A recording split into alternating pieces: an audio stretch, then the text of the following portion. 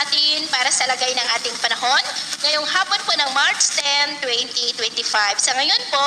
hanging amihan ang umiiral ngayon sa malaking bahagi ng ating bansa gaya po ninyong nakikita ay umiihip po yan sa malaking bahagi ng Luzon at Visayas. Ang show line ay nakakaapekto po ngayon sa ilang bahagi ng Mindanao at sa ating long range forecast, consistent pa rin po na walang bagyo na namamataan na tatawid po sa ating kalupaan for the next 2 weeks. At sa lagay ng ating panahon, ngayong hapon ay nakakaranas pa rin ng cloudy skies with isolated rains ang Ilocos Region, Cordillera, Cagayan Valley, Quezon, southern part ng Batangas, Bicol Region, Calabarzon, Marinduque, Romblon, Aklan, Lapan, Leyte, Samar Provinces at malaking bahagi ng Mindanao. At mamayang gabi, may tsansa pa rin po ng mapag-ulan lalo na sa may Ilocos Region, Cordillera, ilang bahagi ng Cagayan Valley, Bicol Region, Quezon, Lobo, Marinduque, Calapan, Eastern Samar, Leyte, Caraga, Davao, Sulu Archipelago, Zamboanga Peninsula at southern part po ng Palawan. At sa ating naman po mga baybayin, maagang po doon sa mga baybayin ng Ilocos Norte, Cagayan Seaboard, Batanes Seaboard,